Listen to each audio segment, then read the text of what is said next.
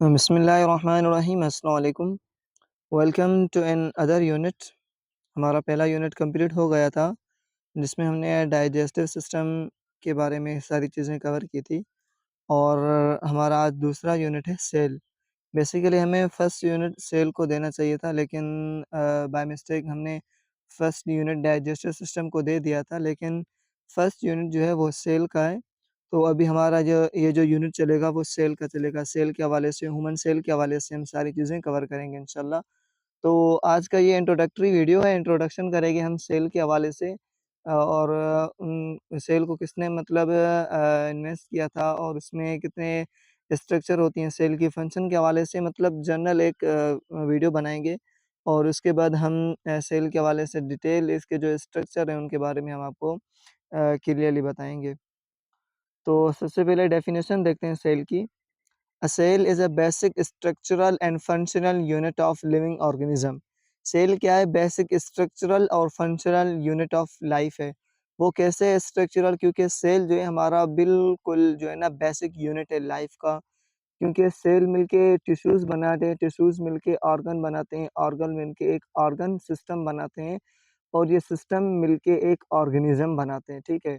तो देखा जाए कि सेल जो है बिल्कुल छोटा-सा एक ह्यूमन बॉडी का या फिर लिविंग ऑर्गेनिज्म का बेसिक स्ट्रक्चरल यूनिट है।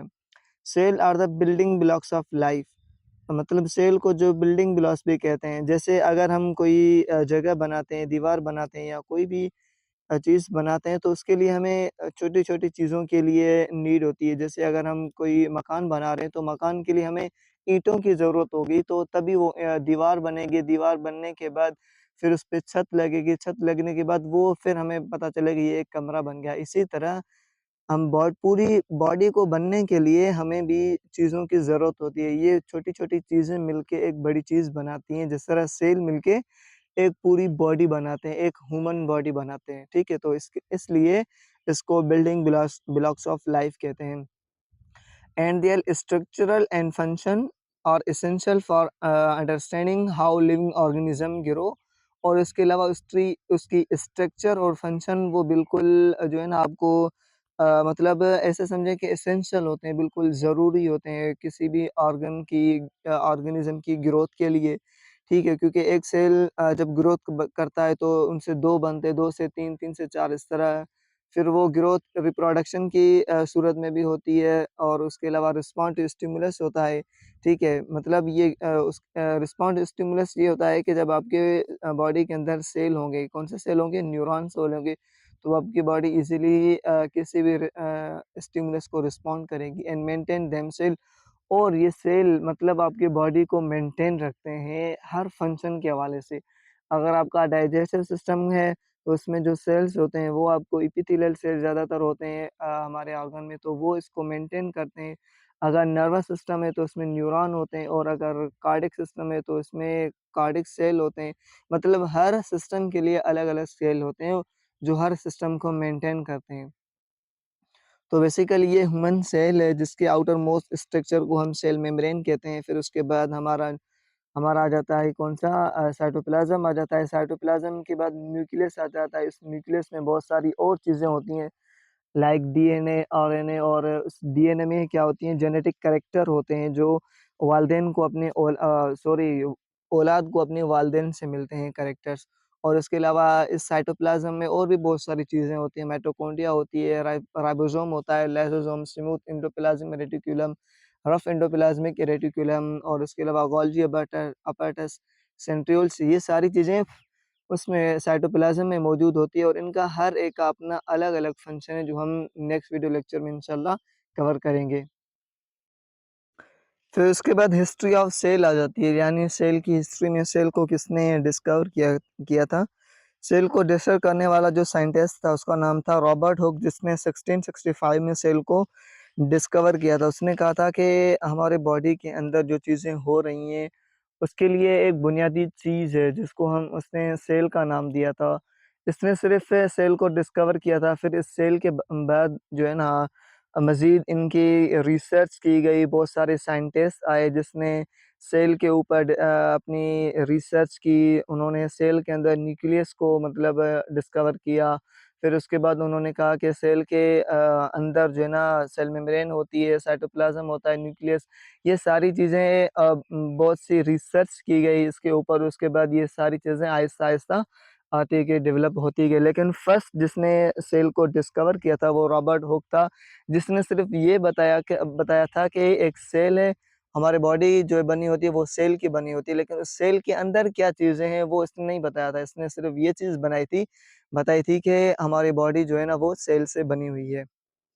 तो सेल के क्या कैरेक्टर होते हैं? Basic structural unit of living organism.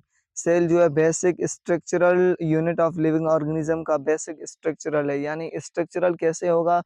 अगर सेल नहीं होगा तो हमारी बॉडी को कोई स्ट्रक्चर नहीं होगी। कैसे स्ट्रक्चर नहीं होगी? सेल नहीं होगा तो टिश्यू नहीं होगा, जब टिश्यू नहीं होगा तो कोई ऑर्गन नहीं होगा, और जब कोई ऑर्गन नहीं होगा तो ऑर्गन सिस्टम कहाँ से आएगा? फिर एक बॉडी कैसे बनेगी? तो इस हवाले से सेल जो है क्या है, एक स्ट्रक्चरल यूनिट है। और फंक्शनल यूनिट कैसे सेल अपना फंक्शन परफॉर्म कर रहा है?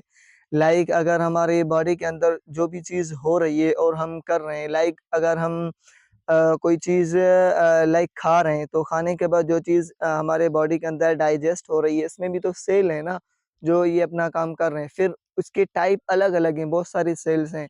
फिर अगर न्यूरॉन्स सेल्स हैं, अगर हमारे बॉडी को कहीं पे कोई चोट लगी है, फिर हमें दर्द होता है, तो ये भी न्यूरॉन सेल हमें बताते हैं। और इसके अलावा कार्डियक सेल हैं, और इसके अलावा एपिथेलियल सेल जो हमारे स्किन में मौजूद होते हैं।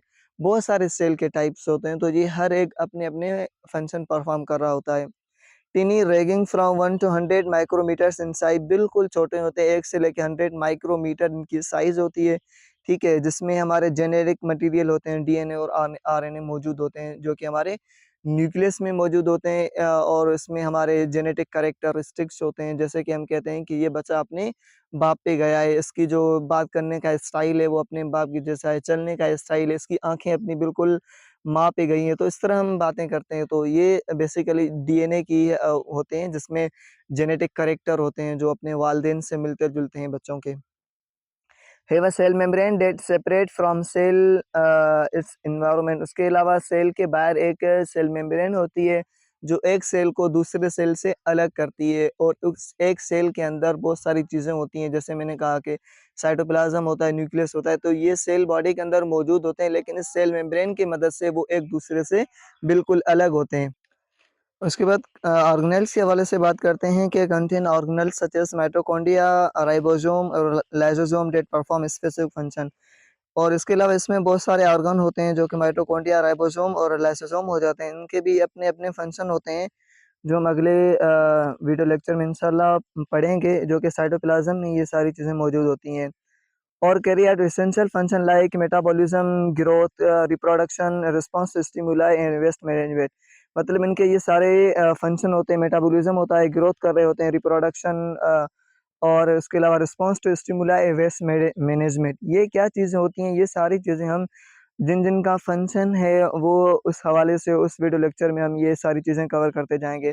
तो इसके अलावा प्रोकैरियोटिक सेल होते हैं और यूकैरियोटिक सेल। प्रोकैरियोटिक सेल मतलब जिसमें न्यूक्लियस वगैरह मौजूद नहीं होता, जो कि ज़्यादातर बैक्टीरिया वगैरह, वायरस वगैरह होते हैं। और उसके अलावा यूकैरियोटिक सेल जिसमें न्यूक्लियस मौजूद होता है, जिसमें जेनेटिक मटीरियल मौजूद होते हैं, जिस सेल में एबिलिटी होती है कि वो 1 सेल से 2 सेल बने, 2 सेल से 3 सेल बने। इस तरह ये अरबों-खरबों तक सेल पहुँच जाते हैं नंबर्स में। तो बेसिकली हमारी बॉडी के अंदर भी यूकैरियोटिक सेल हैं जो सेल ग्रोथ कर रहे होते हैं। तो ये ऑर्गेनेल सेल के ऑर्गेनेल्स हैं, जिसमें सेल मेम्ब्रेन आ जाता है, cytoplasm, nucleus, mitochondria, endoplasm, reticulum, ribosome, lysosome, Golgi apparatus, centrioles और वैक्यूल्स। ये क्या चीज़ हैं? ये बेसिकली सेल के ऑर्गेनेल्स हैं, और इनका हर एक का अपना-अपना फंक्शन होता है, जो कि अपना फंक्शन परफॉर्म करके सेल को क्या करते हैं, एनर्जी प्रोवाइड करते हैं, सेल को एबल बनाते हैं ताकि सेल अच्छी ग्रोथ कर सके, और सेल के अंदर रेस्पिरेशन करवाते हैं। और इसके अलावा सेल के अंदर जो एनर्जी प्रोवाइड होती है वो करते हैं, ताकि सेल 1 सेल से 2 सेल ईज़िली बन सके। तो ये सारी चीज़ें हम अगले वीडियो लेक्चर में करते रहेंगे, इंशाल्लाह पढ़ेंगे। तो बेसिकली ये इंट्रोडक्टरी वीडियो है, और इसके अलावा सेल मेम्ब्रेन पे अलग वीडियो बनेगी, साइटोप्लाज्म पे अलग वीडियो बनेगी। इस तरह ये सारी चीज़ें आपको क्लियरली समझ आ जाएगी। फिर आ जाते हैं टाइप्स ऑफ सेल। सेल के कितने टाइप्स होते हैं उस हवाले से पढ़ेंगे। तो प्रोकैरियोटिक सेल होता है, जिसमें हमने पढ़ा कि लैक ऑफ न्यूक्लियस होता है, लाइक बैक्टीरिया हो गया, वायरस हो गया, ये सारी चीज़ें प्रोकैरियोटिक सेल में आ जाती हैं। और इसके अलावा यूकैरियोटिक सेल जिसमें न्यूक्लियस मौजूद होता है, जिस सेल में एबिलिटी होती है कि वो एक सेल से मतलब 2 सेल बने, 2 सेल 3, 3 से 4 इस तरह ये सेल अपनी ईज़िली ग्रोथ कर पा रहे होते हैं।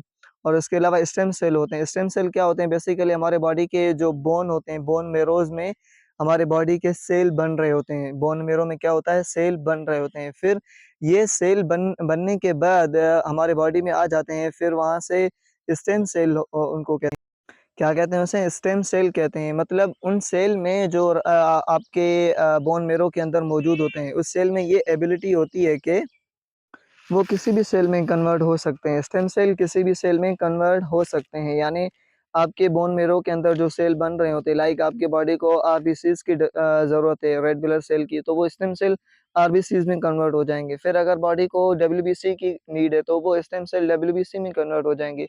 फिर अगर आपको बॉडी सेल को किसी और सेल की मतलब ज़रूरत है, लाइक न्यूरॉन सेल की ज़रूरत है और एपिथेलियल सेल की ज़रूरत है, वो स्टेम सेल उस सेल में कन्वर्ट हो जाते हैं। तो स्टेम सेल उसे कहते हैं जो मतलब आपकी बॉडी को जिस सेल की ज़रूरत होगी, तो स्टेम सेल उस सेल में अपनी स्ट्रक्चर वगैरह अपना फंक्शन उस सेल में कन्वर्ट करके उस सेल की मतलब ऐसा समझिए ख़ासियत अपने अंदर डाल देगा।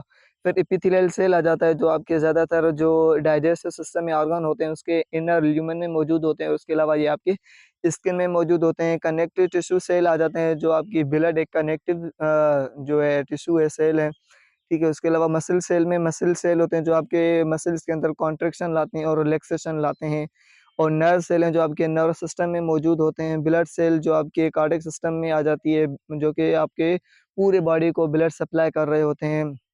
इम्यून सेल जिसमें इम्यूनिटी डब्ल्यूबीसीज़ आ जाते हैं, जिसमें ये सेल अपने आपके बॉडी को जो है ना एक प्रोटेक्टिव एनवायरनमेंट प्रोवाइड करते हैं, जिसके बाहर से जो कोई पैथोजन वगैरह आ जाता है वो आपके बॉडी को कोई डिजीज़ वगैरह क्रिएट ना करवा सके, तो ये उनसे पैथोजन से आपके बॉडी को प्रोटेक्ट करते हैं। ऐसे समझिए आपके बॉडी के गार्ड हैं, ठीक है। कैंसर सेल क्या होते हैं? बेसिकली ये आपकी एब्नॉर्मल ग्रोथ होती है सेल की, जिसकी वजह से सेल एब्नॉर्मल ग्रोथ हो जाते हैं।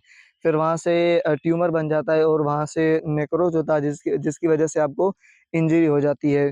तो बेसिकली ये सेल जो है ना हम ज़रूर पढ़ेंगे अकॉर्डिंग टू देयर यूनिट। जो यूनिट हम पढ़ेंगे, अगर हम नर्वस सिस्टम पढ़ेंगे तो उसमें न्यूरॉन सेल को डिटेल से पढ़ेंगे। अगर मस्कुलर सिस्टम पढ़ेंगे तो मसल सेल को डिटेल में पढ़ेंगे। अगर कार्डियक सिस्टम पढ़ेंगे तो ब्लड सेल को डिटेल में पढ़ेंगे। यहाँ पे सिर्फ शॉर्ट इंट्रोडक्शन है आपको कि क्या-क्या चीज़ें हो रही होती हैं। तो उम्मीद है आपको ये वीडियो लेक्चर समझ आ गई होगी। तो इस वीडियो लेक्चर को यहाँ पे एंड करते हैं और मिलते हैं अगले एक नई वीडियो में, जिसमें हम नेक्स्ट टॉपिक पे जो भी टॉपिक बनेगी मेरे ख्याल में प्रोकैरियोटिक और यूकैरियोटिक सेल के हवाले से हम बनाएँगे। तो उसको डिटेल में देखेंगे और उसमें क्या-क्या चीज़ें होती हैं। तो थैंक यू फॉर वॉचिंग। अल्लाह हाफ़िज़। नासिर, मिलते हैं अगली वीडियो में।